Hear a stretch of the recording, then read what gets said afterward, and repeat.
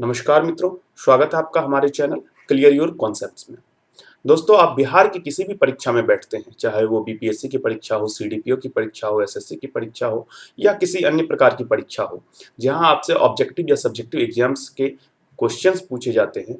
उन प्रश्नों में जो आपको आंकड़ों का उल्लेख करना है, उसका सबसे सटीक जो आंकड़ा मिलता है वो आपको बिहार आर्थिक सर्वेक्षण में मिलता है। कुछ दिनों पूर्व ही बिहार का सबसे नया आर्थिक सर्वेक्षण आया है और आज हम जानने का प्रयास करेंगे कि इस आर्थिक सर्वेक्षण में किन किन तथ्यों को और किन किन आंकड़ों को प्रकाशित किया गया है और उनमें से किन आंकड़ों को आपको याद रखना चाहिए अपनी परीक्षा के लिए, ताकि उन्हें समय आने पर आप मेंस परीक्षा में अपने आंसर में कोट कर सकें या फिर ऑब्जेक्टिव एग्जाम्स में यदि उस तरह के फैक्ट्स पूछे जाते हैं तो सही से विकल्प का चयन कर सकें। तो आइए देखते हैं।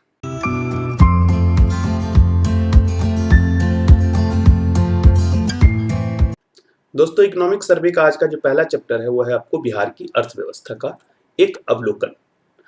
इस चैप्टर को समझने के लिए कुछ शब्दों को समझना जरूरी है, जैसे जीडीपी क्या होता है, जीएनपी क्या होता है, हम लोग जो बेस ईयर मानते हैं उसका क्या कॉन्सेप्ट है, क्यों माना जाता है, बेस ईयर के हिसाब से जीडीपी, करंट प्राइस के हिसाब से जीडीपी, ये सब क्या होता है।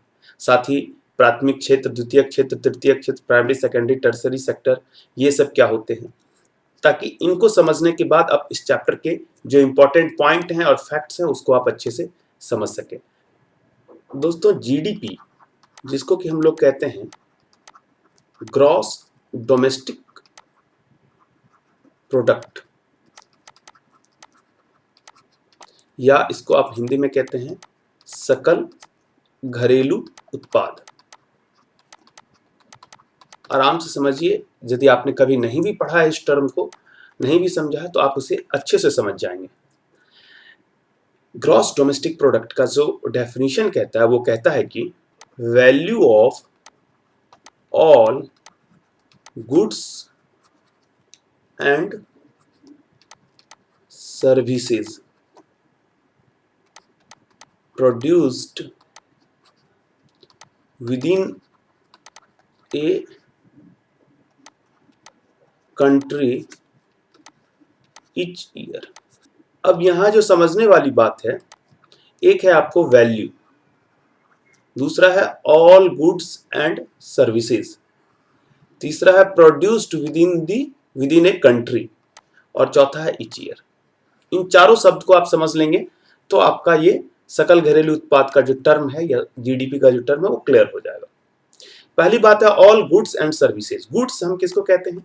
गुड्स का मतलब होता है सभी प्रकार का जो सामान बनता है, चाहे वो कार हो सकता है, चाहे वो एसी हो सकता है, चाहे वो आपको हवाई जहाज हो सकता है, चाहे वो आपको सुई हो सकती है आपके घर के उपयोग की।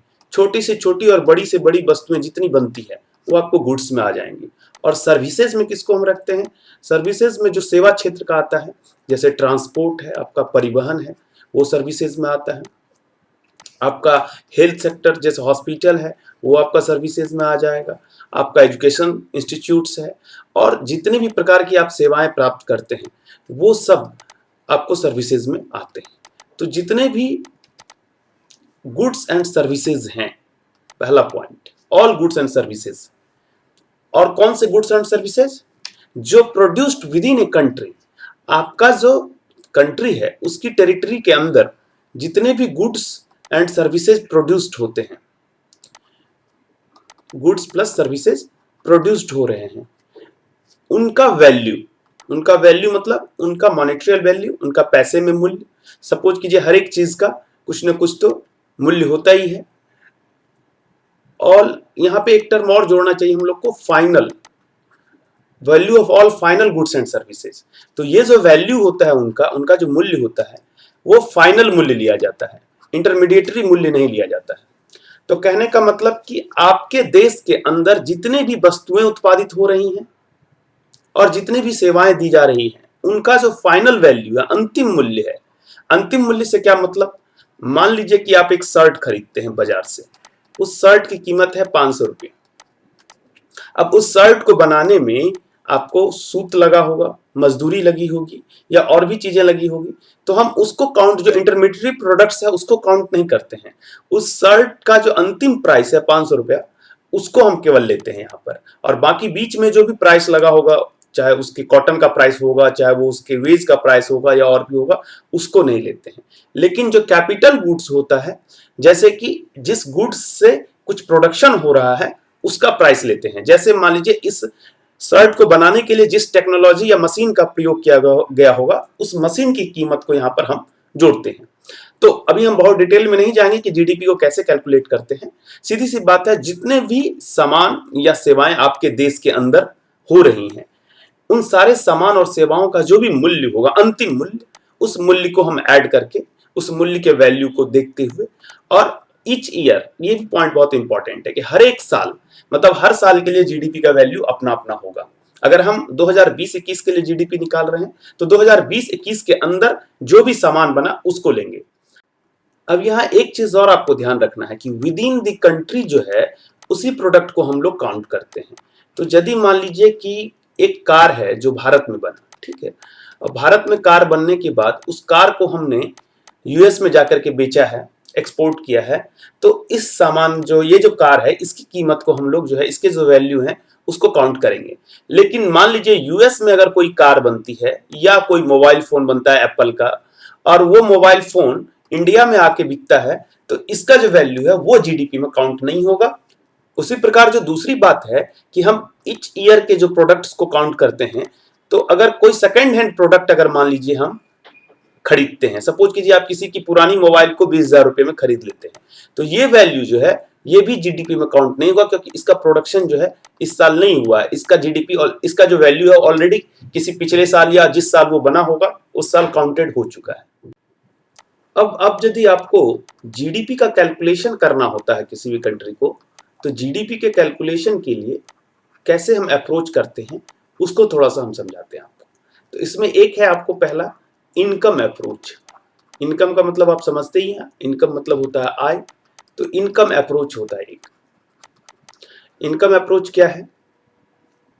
इस अप्रोच में आपको उत्पादन के जो सभी कारक हैं, प्रोडक्शन के जो भी फैक्टर हैं, उत्पादन के सभी कारकों का जो है इनकम कैलकुलेट किया जाता है, कारकों का आय जोड़ा जाता है।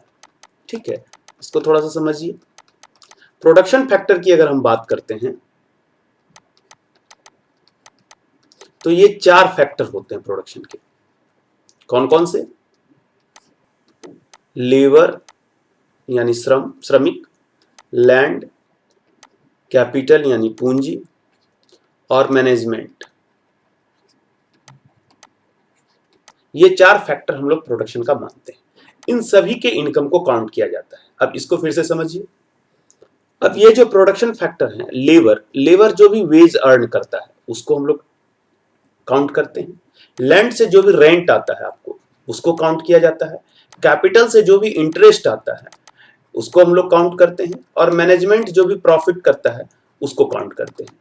यानी कि जो वेजेस लेबर अर्न करते हैं वो आपको जीडीपी में प्लस होता है। जो भी लैंड से आपको रेंट आता है उसको प्लस किया जाता है जीडीपी के लिए। कैपिटल जो भी आपने पूंजी इन्वेस्ट किया उसका जो भी आपको इंटरेस्ट मिलता है, ब्याज मिलता है, उसको हम लोग जीडीपी में ऐड करते हैं। और जो भी मैनेजमेंट जो कि पूरे सिस्टम को देख रहा है उसके द्वारा जो प्रॉफिट अर्न किया जाता है उसको हम लोग जीडीपी में ऐड करते हैं।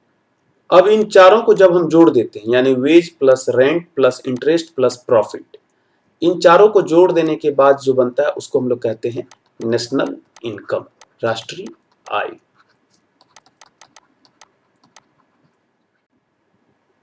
अब जीडीपी को फाइनल कैलकुलेट करने के लिए, चूंकि केवल वैल्यू का एडिशन नहीं होता है कंट्री में, डेप्रिसिएशन यानी कि अवमूल्यन भी होता है। बहुत सारे सामानों का मूल्य जो है समय के साथ उसके मूल्य में ह्रास भी होता है, तो डेप्रिसिएशन को भी अकाउंट में लेते हैं। और दूसरा जो है नेट फॉरेन फैक्टर इनकम को भी हम लोग अकाउंट लेते हैं।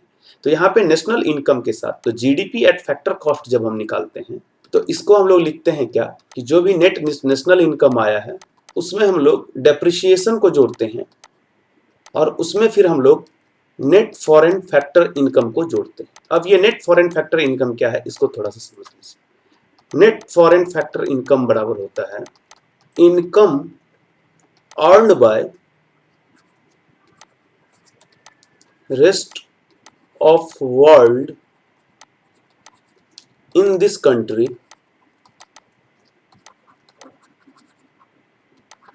माइनस income earned by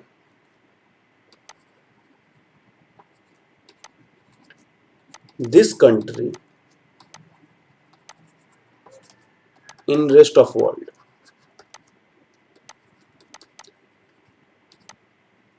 इसका मतलब आप समझ गए कि income earned by rest of world in this country, जो अदर कंट्रीज हैं उनके द्वारा जो इस देश में इनकम अर्न किया गया है, अदर कंट्री के जो पीपुल्स हैं उनके द्वारा जो इस देश में इनकम अर्न किया गया है, उसमें से हमारे देश के जो व्यक्ति हैं, लोग हैं अदर वर्ल्ड में, उनके द्वारा जो अर्न किया गया इनकम, उसको सब्ट्रैक्ट करते हैं और जो भी वैल्यू आए प्लस में चाहे माइनस में, उसको हम लोग कहते हैं नेट फॉरेन फैक्टर इनकम। अब इस नेट फॉरेन फैक्टर इनकम को हम लोग यहाँ पे अकाउंट में लेते हैं।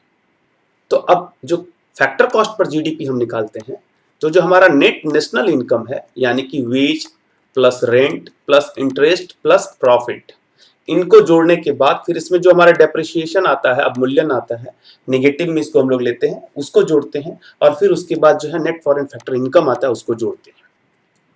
अब दूसरा होता है आपको जीडीपी एट मार्केट कॉस्ट। तो जीडीपी एट मार्केट कॉस्ट निकालने के लिए हम लोग क्या करते हैं कि जो फैक्टर कॉस्ट पर जीडीपी आया है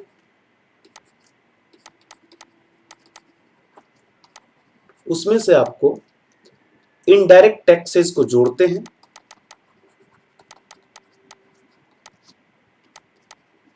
और सब्सिडी को घटाते हैं। क्योंकि जो इनडायरेक्ट टैक्स होता है आपको, वो इनडायरेक्ट टैक्स आपके इकोनॉमी में एड अप होता है, ठीक है, और जो सब्सिडी होता है वो आपके जो भी टैक्स कलेक्शन है उसमें से सब्ट्रैक्ट होता है। तो इसीलिए इनडायरेक्ट टैक्सेस को जोड़ करके और सब्सिडी को जो है सो हम लोग सब्ट्रैक्ट कर देते हैं, उसके बाद जो वैल्यू निकलता है वो हमारा जीडीपी एट मार्केट कॉस्ट होता है। अपने देश में 2015 से पहले जो है जीडीपी फैक्टर कॉस्ट पर निकाला जाता था, 2015 से पहले, लेकिन 2015 ऑनवर्ड जो है, 2015 से लेके उसके बाद जो है जीडीपी मार्केट प्राइस पर हम लोग मार्केट कॉस्ट पे निकालते हैं। अब जीडीपी को निकालने के लिए आपने एक अप्रोच तो देख लिया कि जीडीपी में हम क्या कर रहे हैं, हमको सब लोगों का आय जोड़ दे रहे हैं, सारे इनकम को जोड़ दे रहे हैं, तो हम कह रहे हैं उसको इनकम अप्रोच, ठीक है। अब दूसरा भी हम तरीका अपना सकते हैं। दूसरा तरीका क्या अपना सकते हैं कि सारे लोगों के खर्चे को जोड़ दें, तब हमको पता चले कि देश ने एक साल में कितना खर्च किया और उसके आधार पर हम जीडीपी निकालें। तो जीडीपी उस आधार पर यदि निकलता है तो उसको हम कहते हैं एक्सपेंडिचर अप्रोच।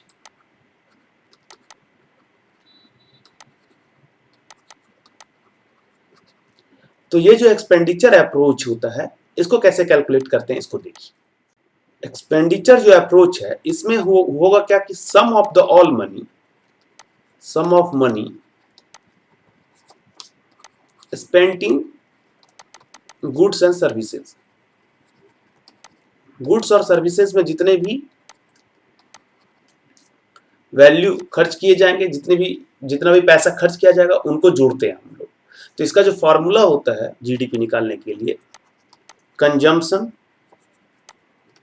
जितना भी व्यय हुआ plus investment plus government expenditure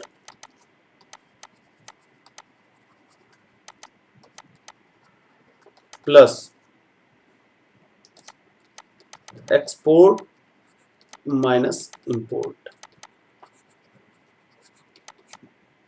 अब यहां सभी को अलग अलग अगर हम देखें तो कंजम्पशंस का मतलब हुआ कि आप जो भी खर्च करते हैं अपने लिए, जैसे आप राशन पे खर्च करते हैं, आप जैसे कि उस बिजली का बिल भरते हैं, आप जैसे कि टेलीफोन या इंटरनेट का बिल भरते हैं, तो जितने भी आप गुड्स एंड सर्विसेज के लिए कंज्यूम करते हैं, यूटिलिटीज कंज्यूम करते हैं, उनका जो भी आप नाई को पैसा देते हैं, तो वो सारा पैसा कंजम्पशंस में आपका इंक्लूड हो गया। इन्वेस्टमेंट का मतलब हुआ आप जो भी खरीदारी वगैरह करते हैं, जैसे आप घर खरीद लिए लोन पर या अपने जमा पैसे से, या जैसे भी आपने शेयर खरीद लिया मार्केट में, तो ये सब आपका इन्वेस्टमेंट हो गया, तो इसको इंक्लूड किया जाता है। गवर्नमेंट का जो एक्सपेंडिचर होता है उसमें सरकार द्वारा जो व्यय किया जाता है, जितने भी तरीके का व्यय हो, चाहे वो सब्सिडी के रूप में दिया गया हो, सोशल सिक्योरिटी स्कीम्स के रूप में दिया गया हो, रोड बनाया जा रहा हो, आपको ब्रिज बनाया जा रहा हो, तो ये सब इसमें इंक्लूड होगा। और चौथा एक्सपोर्ट हो गया। एक्सपोर्ट हम जानते हैं कि अगर हम यहाँ अगर कोई सामान बना रहे हैं, कार बना रहे हैं और उसको यूएस में बेच रहे हैं तो वो आपका एक्सपोर्ट हो गया, और दूसरा यूएस से एप्पल की फोन अपने यहाँ ला रहे हैं तो वो आपका इंपोर्ट हो गया। तो इसको यहाँ पे सब्ट्रैक्ट करके और फाइनल जो है जीडीपी एक्सपेंडिचर के बेसिस पर हम लोग निकालने का प्रयास करते हैं। अब ये जो हम लोगों ने आपको दो मेथड बताया, एक इनकम मेथड के अप्रोच पर और एक एक्सपेंडिचर मेथड के अप्रोच पर, ये दोनों मेथड से जो हमारा जीडीपी निकलता है वो आपको नॉमिनल जीडीपी निकलता है। ठीक है, ये जो हम जीडीपी निकालने का आपको दो तरीका बता रहे हैं जीडीपी के लिए, एक इनकम के अप्रोच पर और दूसरा एक्सपेंडिचर के अप्रोच पर, तो ये आपको निकालता है कौन सा जीडीपी, नॉमिनल जीडीपी। अब नॉमिनल जीडीपी और रियल जीडीपी में क्या अंतर है, इसको भी थोड़ा सा आप समझ लीजिए।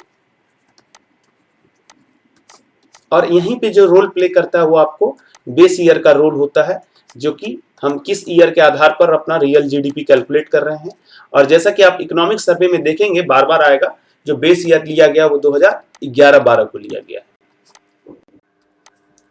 तो जो नॉमिनल जीडीपी है या सांकेतिक जीडीपी इसको आप कह सकते हैं, और जो रियल जीडीपी है, इसके अंतर को आप थोड़ा सा समझिए। सपोज कीजिए कि हमने क्या बताया आपको कि जीडीपी का मतलब क्या हुआ कि एक देश की सीमा के अंदर, और अगर हम राज्य के मामले में बात करें तो एक राज्य की सीमा के अंदर, अगर हम बिहार की बात करें तो बिहार की सीमा के अंदर जितने भी फाइनल वैल्यू होते हैं गुड्स एंड सर्विसेज का, उसका कॉस्ट को हम लोग जोड़ते हैं, या एक्सपेंडिचर के बेसिस पे निकालें तो हमारे यहाँ तो चूंकि इनकम अप्रोच से निकालते हैं, तो जितने भी गुड्स और सर्विसेज हैं उनके फाइनल वैल्यू को उस साल में जो भी प्रोड्यूस्ड हुए हैं उसको लेते हैं। अब सपोज कीजिए अगर हम बिहार की बात करें तो बिहार में मान लीजिए केवल आम का उत्पादन हो रहा है। सपोज कीजिए कि एक उदाहरण के लिए केवल आम का उत्पादन हो रहा है और उसी से इनकम हो रही है और कुछ भी नहीं है, तो केवल आम का उत्पादन हो रहा है और हम उसको आप कैसे आपको नॉमिनल और रियल जीडीपी उसमें निकालेंगे, तो इसको समझिए। अब सपोज कीजिए ईयर आपका ले लिया हमने 2011-12, ठीक है। अब आम में एक आम का कीमत जो है वो हमने रख दिया 10 रुपया, ठीक है। एक आम का कीमत आपको 10 रुपया है। 2011-12 में आपको टोटल जो क्वांटिटी था आम का वो आपका सपोज कीजिए 100 था, यानी 100 मैंगो का उत्पादन हुआ बिहार में, और प्राइस जो पर यूनिट था वो आपका 10 रुपया था। तो टोटल वैल्यू जो आ गया आपका जीडीपी का, टोटल जीडीपी का जो वैल्यू आ गया इनकम अप्रोच से, वो आ गया 100 इंटू 10, 1000 रुपीज, यानी 2011-12 की जीडीपी आपकी कितनी थी, 1000 रुपया। यह एक उदाहरण में मात्र के रूप में मैं आपको समझा रहा हूं। सपोज कीजिए उसके अगले साल 2012-13 में उस मैंगो के जो उत्पादन है उसमें थोड़ी सी आपने वृद्धि की। सपोज कीजिए मैंगो का उत्पादन हो गया 110 और प्राइस आपका 10 रुपये से बढ़ करके 12 रुपये हो गया, तो अब टोटल जो वैल्यू आया आपको आया 1320 रुपया। इसी क्रम में हर एक ईयर चलते गए, हो सकता है किसी ईयर में आपको, सपोज कीजिए किसी ईयर में आपको क्वांटिटी जो प्रोड्यूस्ड हुआ वो घट गया, प्राइस हो सकता है कि कुछ बढ़ गया, तो आपको वैल्यू कुछ आया। अब सॉरी ये 1350 रुपये आएंगे। उसके बाद मान लीजिए आप अब 2020-21 की बात करें तो 2020-21 में मान लीजिए आपने कुल 200 मैंगोज का प्रोडक्शन किया और प्राइस जो है पर यूनिट बढ़ करके 20 हो गया, तो टोटल आपने जीडीपी अर्न किया 4000 रुपीज। अब अगर हम 2020-21 को देखें तो ये जो 4000 रुपया है वो आपका जीडीपी एट करेंट प्राइस हो गया, करेंट वैल्यू। करेंट वैल्यू मतलब उस साल के वैल्यू के आधार पर आपने जीडीपी को निकाला, जीडीपी एट करेंट प्राइस। अब अगर हम बेस इसको लिए हुए हैं तो बेस प्राइस पर अगर हम जीडीपी को कैलकुलेट करने का कोशिश करें तो बेस प्राइस पर जो प्राइस पर यूनिट था वो 10 था, तो बेस प्राइस के हिसाब से इस 200 मैंगो का कीमत कितना होगा, 2000 रुपया। तो बेस प्राइस के हिसाब से 200 मैंगो का कीमत 2000 रुपया हुआ, और बेस प्राइस के हिसाब से उस ईयर जो जीडीपी थी वो 1000 रुपये थी। तो करंट प्राइस पर जीडीपी आपकी कितनी हुई, 4 गुनी बढ़ गई। उस हिसाब से। लेकिन अगर हम बेस प्राइस पर देखें तो उस साल के बेस को अगर हम आधार मानते हैं तो जीडीपी आपका 2000 ही बढ़ा है, यानी केवल इसमें 1000 रुपए का इंक्रीमेंट हुआ और परसेंट इंक्रीज देखें तो 100% का इंक्रीजमेंट हुआ। तो इस पूरे उदाहरण में आप ये समझ चुके होंगे कि नॉमिनल जीडीपी जो होती है या करंट प्राइस पर जो हम जीडीपी निकालते हैं, उस जीडीपी में जो है सो मार्केट वैल्यू के हिसाब से जनरली चूंकि इन्फ्लेशन होता है, महंगाई आती है हर साल, और महंगाई के चलते जो है वो वैल्यू बढ़ा हुआ होता है इन्फ्लेशन के चलते। जब उसको हम रियल जीडीपी में कैलकुलेट करते हैं तो उसके लिए हमको एक बेस ईयर चाहिए होता है कि हम उस ईयर के तुलना में, जिसको भी हम बेस ईयर बनाए, तो उस ईयर के तुलना में हम जो है कितने ग्रोथ कर चुके हैं अपनी इकोनॉमी में, ताकि हम सही से अपने इकोनॉमिक ग्रोथ को कैलकुलेट कर पाए। और यहाँ हमारा जो बेस ईयर है 2011-12 है, यानी 2011-12 में जो वैल्यू था किसी भी सामान का, उसके हिसाब से जो जीडीपी निकलती है और करंट प्राइस के हिसाब से जो निकलती है, उसके हिसाब से हम देखते हैं कि कितना हमारा वैल्यू चेंज हुआ है। तो अब आते हैं हम लोग अपने टॉपिक पर, जिसके बारे में आज हम चर्चा करेंगे, बिहार की अर्थव्यवस्था के संबंध में। जैसा कि आपने इसमें देखा होगा कि इसका न्यूज़ भी आया था आपको कि बिहार का जो जीडीपी है, सकल घरेलू उत्पाद, वो जो राष्ट्रीय औसत था उसकी तुलना में, यानी नेशनल जीडीपी जो 4.2% की दर से बढ़ी थी, उसकी तुलना में बिहार की जीडीपी जो है करीब 10.5% की दर से बढ़ी है। और यह जो है सो बिहार की अर्थव्यवस्था के लिए एक अच्छे अनुमान का संकेत देती है। बिहार का जो अर्थव्यवस्था है उसमें सबसे जो महत्वपूर्ण योगदान है वो आपको जो है टर्शियरी सेक्टर का है, यानी सर्विस रिलेटेड सेक्टर का है। जैसा कि हम जानते हैं कि प्राइमरी सेक्टर, सेकेंडरी सेक्टर और टर्शियरी सेक्टर, 3 तरह के सेक्टर्स होते हैं। प्राइमरी सेक्टर्स जो एग्रीकल्चर एंड उससे रिलेटेड सर्विसेज होते हैं, सेकेंडरी सेक्टर में इंडस्ट्रीज से रिलेटेड सर्विसेज होते हैं, और टर्शियरी सेक्टर में सर्विसेज से रिलेटेड जो है आपको आते हैं सेवा क्षेत्र, जिसमें कि आपका ट्रांसपोर्टेशन वगैरह या और सारी चीज़ें आती है। आगे हम लोग उसका डिटेल भी देखेंगे। तो इसमें सबसे बड़ा योगदान जो है अपने बिहार की इकोनॉमी में वो किसका है? तृतीयक क्षेत्र का है। जो कैलकुलेशन देखा गया कि प्राथमिक क्षेत्र का जो हिस्सा है वो घट रहा है, यानी कि एग्रीकल्चर सेक्टर से जो भी इनकम होते थे जीडीपी में, जो एड ऑन होता था, वो समय के साथ कम हो रहा है। द्वितीय क्षेत्र का हिस्सा जो है इंडस्ट्रीज वगैरह से, वो आपको लगभग स्थिर है, और तृतीय क्षेत्र का हिस्सा जो है वो सर्विसेज सेक्टर्स, वो आपको सर्विस सेक्टर बढ़ रहा है। हालांकि जिस हिसाब से आपका जो तृतीय क्षेत्र बढ़ रहा है सर्विस सेक्टर, उस हिसाब से जो है ग्रामीण से शहरी क्षेत्रों की ओर आबादी का जो है सो मूवमेंट नहीं हो रहा है, जिसके चलते ग्रामीण अर्थव्यवस्था पर जो है वो दबाव, चूंकि प्राथमिक क्षेत्र घट रहा है इसलिए ग्रामीण अर्थव्यवस्था पर दबाव बढ़ा हुआ है। जैसा कि रिपोर्ट बताता है कि बिहार के वास्तविक सकल राज्य घरेलू उत्पाद जो है जीएसडीपी, जिसको ग्रॉस स्टेट डोमेस्टिक प्रोडक्ट हम कहते हैं, वो भी वही चीज हुआ, बस स्टेट के लिए कैलकुलेट करते हैं उसको हम। उसकी वृद्धि दर 2019-20 में 10.5% थी, जो आपको भारतीय अर्थव्यवस्था का जो वृद्धि दर था 4.2%, उससे अधिक था। इसके बाद आपको रिपोर्ट कहता है कि जो प्राथमिक क्षेत्र के लिए प्राइमरी सेक्टर जो है एग्रीकल्चर एंड एलाइड, उनके लिए बिहार की अर्थव्यवस्था का दर जो है वो 3.6% था, और जबकि संपूर्ण भारत का 3.9% था, यानी नेशनल एवरेज से कम दर से हमारा जो है प्राथमिक क्षेत्र का वृद्धि हुआ है। लेकिन द्वितीयक और तृतीयक क्षेत्र में हमारी जो है वृद्धि दर वो भारत का जो नेशनल एवरेज है उससे काफी ज्यादा है। राज्य के जो जनसंख्या संबंधी आंकड़े हैं वो आपको 2011 की जनगणना से लिए गए हैं। उन जनसंख्या संबंधी आंकड़ों के संबंध में हम जानते हैं कि 10.41 करोड़ 10 करोड़ 41 लाख जो है सो टोटल बिहार का पॉपुलेशन है, पूरे इंडिया के पॉपुलेशन 221.06 करोड़ के मामले में। और यह जो प्रतिशत है आबादी का वो 8.6% है, यानी टोटल इंडिया के 8.6% लोग जो है वो आपको बिहार में रहते हैं। बिहार का जो जनसंख्या का 10 की वृद्धि दर है वो आपको 25.1% है, जो कि जो नेशनल एवरेज है 17.6% से उससे काफी ज्यादा है, यानी पॉपुलेशन का ग्रोथ नेशनल एवरेज की तुलना में बिहार का काफी ज्यादा रहा है। यदि इसके घनत्व की बात की जाए, जनसंख्या घनत्व की, यानी प्रति वर्ग किलोमीटर में कितने लोग रहते हैं, तो नेशनल एवरेज आपका 382 है, 382 लोग एक वर्ग किलोमीटर में रह रहे हैं, जबकि बिहार का जो है वो 1106 व्यक्ति है। यहाँ आपके लिए एक छोटा सा प्रश्न है कि ये जो जनसंख्या घनत्व है वो पूरे देश में किस राज्य का जो है जनसंख्या घनत्व सबसे अधिक है? आप कमेंट बॉक्स में हमें बताइएगा। बिहार में जो शहरीकरण है वो संपूर्ण भारत में 31.2% की दर से बढ़ रहा है शहरीकरण, यानी कि अर्बनाइजेशन का जो रेट है वो 31.2% के रेट से है, जबकि बिहार में जो है वो मात्र 11.3% की दर से बढ़ रहा है। यानी बिहार में गाँव का कस्बों में और कस्बों का शहरों में तब्दीली होने का जो दर है वो काफी कम है। राज्य की लगभग 90% आबादी जो है आपको वो ग्रामीण क्षेत्रों में रहती है। अगर लिंगानुपात की बात करते हैं तो बिहार में यह लिंगानुपात जो है 918 था, जबकि भारत का 943 था। यानी कि नेशनल एवरेज से बिहार का लिंगानुपात काफी कम है। लेकिन अगर बाल लिंगानुपात की बात करते हैं अगर हम, तो बाल लिंगानुपात जो है, जो नेशनल एवरेज है 919, उसकी तुलना में ये ज्यादा है, ये 935 है। ये सारे फैक्ट्स आपको ध्यान में रहने चाहिए, क्योंकि आपके ऑब्जेक्टिव एग्जाम्स में कई बार आते हैं और कई बार आपको सब्जेक्टिव एग्जाम में आंकड़ों को पुट करने में अगर ये याद रहेंगे तो आंसर में डालने में आसानी होगी।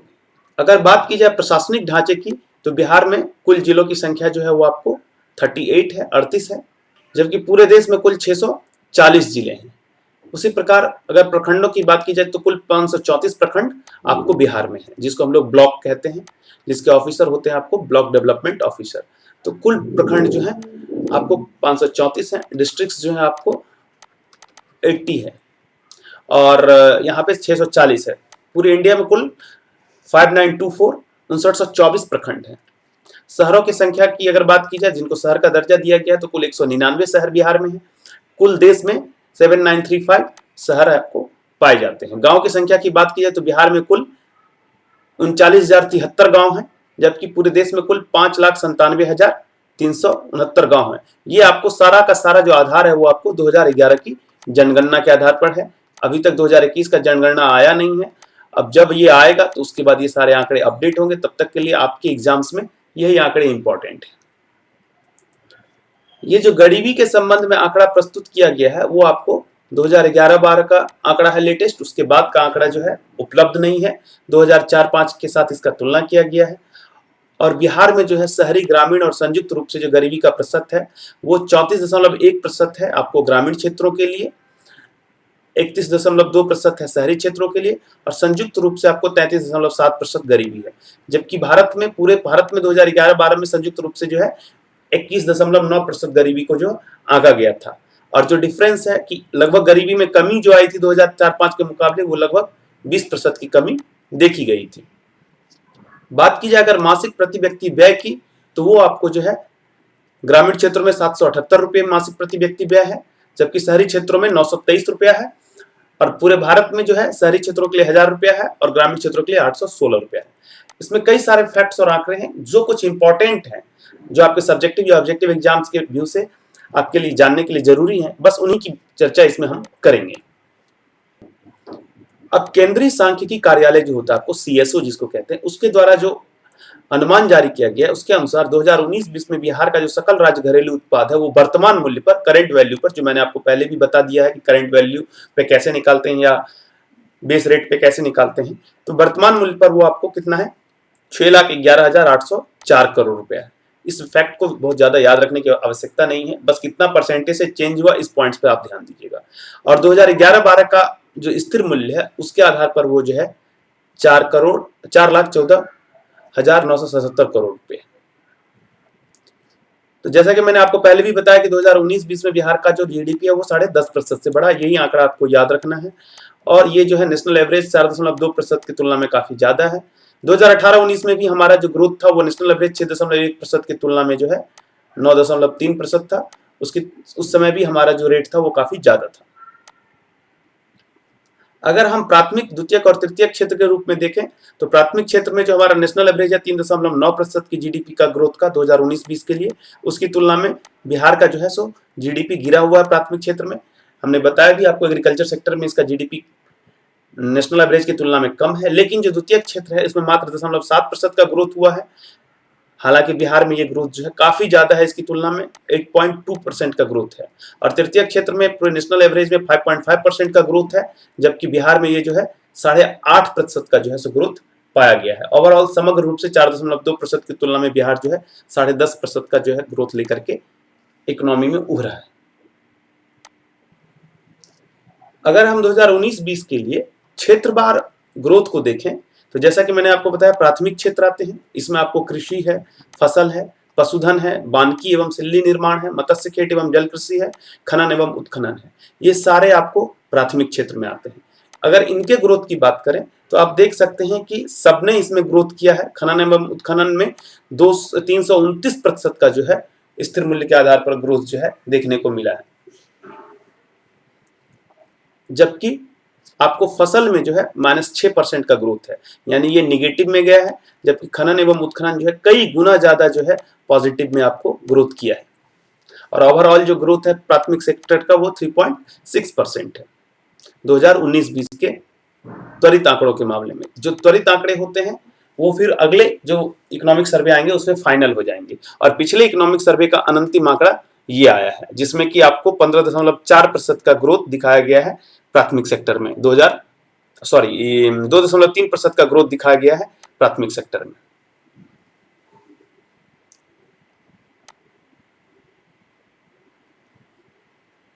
अगर बात की जाए द्वितीय क्षेत्र की, जिसमें आपको मैन्युफैक्चरिंग आता है, विद्युत गैस जलापूर्ति एवं अन्य जनोपयोगी सेवाएं और निर्माण से कार्य जो है कंस्ट्रक्शन वगैरह से रिलेटेड वर्क सारे आते हैं, तो इसमें आप देख सकते हैं कि सब सारे तीनों के तीनों जो इसके पैरामीटर हैं इसमें ग्रो हुआ है, लेकिन सबसे बढ़िया ग्रोथ जो है वो आपको विद्युत गैस जलापूर्ति एवं अन्य जनोपयोगी सेवाओं में देखने को मिला है, और ओवरऑल ग्रोथ जो है उसका वो 8.2% का जो है त्वरित अनुमान किया गया है। अब अगर बात करें तृतीय क्षेत्र की, तो इसमें आपको व्यापार, मरम्मत, होटल एवं जलपान गृह, व्यापार एवं मरम्मत सेवाएं, इसमें इसके अंतर्गत कई 2 सेक्टर हैं, व्यापार एवं मरम्मत सेवाएं, होटल एवं जलपान गृह। इसके अलावा परिवहन, भंडारण, संचार एवं प्रसारण सेवाएं हैं। परिवहन में आपको पथ परिवहन, जल परिवहन, वायु परिवहन, ये सब है। उसके अलावा वित्तीय सेवाएं हैं, स्थावर संपदा, आवास, स्वामित्व एवं पेशेवर सेवाएं, लोक प्रशासन और अन्य सेवाएं, इन सबको टर्शियरी सेक्टर में हम लोग रखते हैं। ओवरऑल अगर इसमें देखा जाए तो आपको भंडारण में जो है -4.8% का जो है नेगेटिव ग्रोथ देखा गया है, बाकी सब में कुछ ना कुछ ग्रोथ हुआ है, और सबसे जो ज्यादा ग्रोथ देखा गया है वो आपको वायु परिवहन में है। लोग ज्यादा हवाई जहाज पे उड़ने लगे हैं आज के डेट में, और ये 30.1% का ग्रोथ इसमें दर्ज किया गया है इकोनॉमी में। अगर बिहार की अपेक्षाकृत समृद्ध और पिछले जिलों की बात की जाए तो इनको कई मापदंडों पर नापा गया है, पेट्रोल के कंजम्पशन के आधार पर, डीजल कंजम्पशन के आधार पे, एलपीजी कंजम्पशन के आधार पे, जो लघु बचत किए जाते हैं उनके आधार पे। लेकिन हम लोग प्रति व्यक्ति आय के आधार पर इसको याद रखने का प्रयास करेंगे। जो सबसे 3 टॉप जिले हैं, पहला नंबर पर पटना, दूसरा बेगूसराय और तीसरा मुंगेर है, और जो बॉटम के 3 है वो आपको शिवहर है, अररिया है और किशनगंज है। ये सबसे 3 पिछड़े जिले हैं, यानी सबसे गरीब जिला इनको कह सकते हैं आप, और सबसे अमीर जिला में जो है आपको पटना, बेगूसराय और मुंगेर है। ये 3 जिला जहां प्रति व्यक्ति आय सबसे ज्यादा है। अगर 2011 की जनगणना को आधार मान करके हम देखें तो जिलावार जो जनसांख्यिकीय विवरण है उसमें सबसे अधिक जनसंख्या जो है वो आपको पटना जिला का है। आपको इसमें फैक्टर के रूप में ही याद रखना है, डाटा याद नहीं रखना कि कितना है, कौन सा जिला सबसे अधिक जनसंख्या वाला है, तो वो याद रखना है कि पटना जिला सबसे अधिक जनसंख्या वाला है। कौन सा जिला सबसे कम जनसंख्या वाला है, तो उसके लिए याद रखना है आपको कि शेखपुरा जिला जो है वो सबसे कम जनसंख्या वाला है। इसी प्रकार से अगर आप देखेंगे तो अगर समग्र लिंगानुपात की बात करेंगे तो सबसे बेहतर लिंगानुपात जो है वो आपको गोपालगंज जिले का मिलेगा, 1021 है, और सबसे कम लिंगानुपात जो है वो आपको मुंगेर जिले का मिलेगा, 876 है। अगर हम बात करें बाल लिंगानुपात की तो इसमें जो है सबसे बेहतर जो है आपको किशनगंज जिला है जिसका कि 971 है, और सबसे जो खराब जिला है वो आपको है भोजपुर का जिसका कि 918 है। समग्र रूप में इनका जो फैक्टर है वो आपको हमने पहले भी बताया है। समग्र रूप से जो पूरे बिहार का एवरेज है बाल लिंगानुपात का वो आपको 935 है, जो नेशनल एवरेज से बढ़िया है, लेकिन समग्र लिंगानुपात जो है वो 918 है, जो नेशनल एवरेज से कम है। अगर बात करें जनसंख्या घनत्व की, प्रति वर्ग किलोमीटर में रहने वाले व्यक्तियों की, तो सबसे ज्यादा घनत्व जो है वो आपको नालंदा जिला का है, वो आपको 1803 है। सबसे ज्यादा घनत्व वाला जिला आपका नालंदा जिला है जो कि 1803 है, और सबसे कम घनत्व वाला जिला जो है वो आपको जमुई है जो कि आपको 567 है। अगर बात की जाए शहरीकरण की कि कौन से जिले में शहरीकरण का दर सबसे ज्यादा है, तो उसमें भी आपको नालंदा जो है वो टॉप पर है। सबसे ज्यादा शहरीकरण का दर 43.1% के दर से नालंदा में आपको शहरीकरण दर्ज किया गया है, और जो सबसे कम शहरीकरण का दर है वो आपको 2 जिलों में मिलता है देखने को। एक तो समस्तीपुर में है जहां 3.5% का दर है, और दूसरा जो है वो आपको बांका में है। इन 2 जिलों में सबसे कम दर से, सबसे कम रेट से शहरीकरण जो है उसका ग्रोथ हुआ है। अगर बात की जाए 10 की वृद्धि की कि एक दशक में सबसे ज्यादा जनसंख्या जिसने बढ़ाई, उसमें मधेपुरा टॉप पर है 31.1% की दर से। सबसे ज्यादा जनसंख्या बढ़ाने वाला जिला जो है वो पिछले एक दशक में यानी 2001 की तुलना में 2011 की जनसंख्या जो है इसकी सबसे ज्यादा रही। और जो सबसे कम है वो आपको जो है अरवल है 18.9% की दर से। 2011-12 के आधार के बेस प्राइस के आधार पर जो है आपको 2017-18 तक का प्रति व्यक्ति सकल जिला घरेलू उत्पाद यानी कि प्रति व्यक्ति आय जो है जीडीपी के आधार पर निकाला गया है। और उसमें जो सबसे टॉप पर है प्रति व्यक्ति आय के मामले में वो आपको पटना है। 2017-18 तक का जो आंकड़ा है उसके आधार पर पटना पहले नंबर पर है। 1,12,604 रुपए यहाँ प्रति व्यक्ति आय जो है अंकित किया गया है। जो सबसे नीचे नंबर पर है वो आपको शिवहर है। शिवहर का जो प्रति व्यक्ति आय अंकित किया गया वो 17,569 रुपया है। और पूरे राज्य का जो एवरेज निकाला गया है वो आपको है 29,385 रुपया 2017-18 के लिए। इसके अलावा भी इसमें कई सारे आंकड़े हैं, हालांकि आपके लिए जो इंपॉर्टेंट है उसको मैंने कोट किया है। आप इन सबको अपने नोटबुक में कोट करके रख लें ताकि आपको आगे काम आएगा।